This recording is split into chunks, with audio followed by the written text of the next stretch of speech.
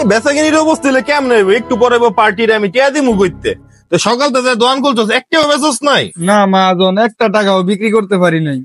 তোর আচ্ছা 3-4টা দোকানের টাকা দাস, আমি টাকা দা দিয়াহি, তুই থাক দোকানে। তোর বেচাকিনি না হলে ভাল লাগে। ও মহাজন তো দোকানতে বাইরে হয়ে গেছে, কিছু টাকা যদি বিক্রি করতে পারি তাহলে গার্লফ্রেন্ডের লইয়া ঘুরতে যাবো। ভাই একটা ভালো পেন দেন তো। এই যে ভাই।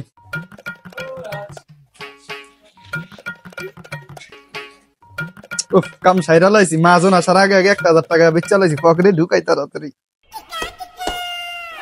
বন্ধু, হ্যাঁ বন্ধু। বন্ধু কি অবস্থা তোর? এই তো বন্ধু আসি রে। আচ্ছা কফি খা, বাইরে কফি দেন তো। বন্ধু কফি খা। আরে বন্ধু তোর ব্যবসা বাণিজ্য কি অবস্থা? ব্যবসা বাণিজ্য বন্ধু ভালো না রে, ব্যবসা বাণিজ্য একবারে খারাপ অবস্থা চলতেছে। তোর দোকান থেকে তুই বাইরে কি করস? আর বন্ধু টাকা দার লেগে বাইরেছি, মানছে তো ডে ভাই কেউ টেও দেন, এমনি বেচা কিনি নাই, ব্যবসা বাণিজ্য ভালো না, দোকানের অবস্থা খুব খারাপ অবস্থা, তার উপরে মানছে দেয় না টাকা। তো দোকান তুই যদি তুই টাকা দেয় বেরোস, দোকানে কে? দোকানে বন্ধু ওই যে আমার এই পুরান কর্মচারীটারে বয়ে রেখেছি, এইটারে বয়ে বিভিন্ন জায়গা গিয়ে তোর টাকা দার লেগে বাইরে। তুই কর্মচারীর উপর দোয়ার নাই কে? তুই বাইরে বাইরে ঘুরলে কি তোর ব্যবসা টিকবো? কর্মচারীটা খুব ভালো বন্ধু, পোলাটার আমি অনেক বিশ্বাস করি, আর এমনই বিশ্বাস করি আমার তো বেশি বিশ্বাস করি ওরে।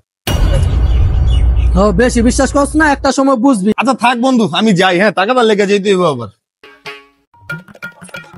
রাখ, তোর আজকে একটা খেলা দেখাইতেছি আমি। তোর টাকা দার দিল না, কিছু বেচা কিনি করছিস রে? না তো মহাজন, একটা টাকাও বিক্রি করতে পারি নাই। আপনি যে টাকা তার লেগে গেছেন, হেরা কি টাকা দেয় নাই?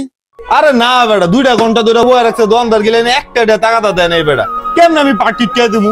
এর মধ্যে তুই বলে একটাও বেচস নাই, এমনি হইলে কেমনে চলবো?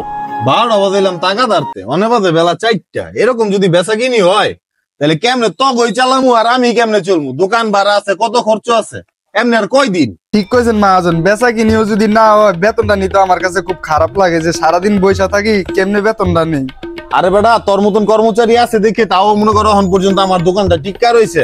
আচ্ছা আমি বাইতে খাইয়ে গা, তুই ব। হ্যাঁ আচ্ছা যান মহাজন। সোনা চান্দু তুমি যাও, আরো কাম দিয়া দিমু। ভাই আমার একটা ভালো শার্ট দেখাও তো। এই যে ভাই শার্টটা। এই যে ভাই টাকাটা ধরেন।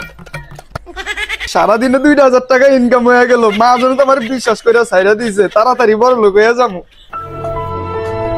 কিরে বেচা বিক্রি হয়েছে কিছু? আরে না মহাজন, বেচা কিনি করতে হবে, বাজারে যে অবস্থা, মানুষের কাছে কি টাকা পয়সা আছে? হরে কেউর কাছে টাকা পয়সা নাই, বুঝছ নাই? আর টাকা পয়সা নাই দেখা তো আমগো অবস্থা খুব খারাপ। ছোট ভাই কি শার্ট দিছো? শার্ট তো বাসায় কেউ পছন্দ করে না, ভালো শার্ট দাও চেঞ্জ করিয়া। কি রে বন্ধু, তুই আমার দোকান থেকে শার্ট লিয়ে গেছিস কবে? এই তো বন্ধু ঘন্টা দেড়েক আগে নিয়ে গেছিলাম। কি করছিস তুই? ঘন্টা দেড়েক আগে আমার দোকান থেকে শার্ট লিয়ে গেছ? কি রে, আমি তো মনে করতেছি আমার দোকানে বেচা কিনি নেই, আমার ব্যবসা নষ্ট হয়ে গেছে, আমি দেউলে হয়ে গেছি গা। কিন্তু তোর আমি এত বিশ্বাস করতাম, তুই যে আমার ব্যবসার এত বড় ক্ষতি করে দিবি, এটা তবে আমি জীবনও চিন্তা করি না রে ভাই। ভাই আমার এবারের মতন মাফ করে দেন ভাই, আমার ভুল হয়েছে। আমি এটা তোর ভুল না রে, এটা আমার বোকামি, তোর আমি অনেক বিশ্বাস করতাম, তোর বিশ্বাস করার কারণে আজকে আমার ব্যবসা বাণিজ্য সব নষ্ট হয়ে গেছে গা। ভাই তুই জাগা ভাই, তোর ভাই আমি আর আমার কাছে রাখতাম না ভাই, তোর উপরে আমার কোনো দাবি দেও নাই ভাই, তুই বাইরে ভাই আমার দোকানতে। হ্যাঁ বন্ধু, আমি কি কইছিলাম তোমার কর্মচারী এত বিশ্বাস করো না, আর তুমি আমার কি বলছো যে না আমি ওরে আমার থেকে বেশি বিশ্বাস করি। এখন প্রমাণ পাইছো, এই কারণে বন্ধু কারোর অন্ধের মতন বিশ্বাস করতে নেই, এখন তো বুঝতে পারছো। আরে বন্ধু এই কর্মচারীর উপরে অন্ধ বিশ্বাস করা আসলে আমার ভুল ছিল, আপনারা কেউ কোনোদিন কোনো মানুষের অন্ধের মতন বিশ্বাস করবেন না, এই কথাটা মাথায় রেখে।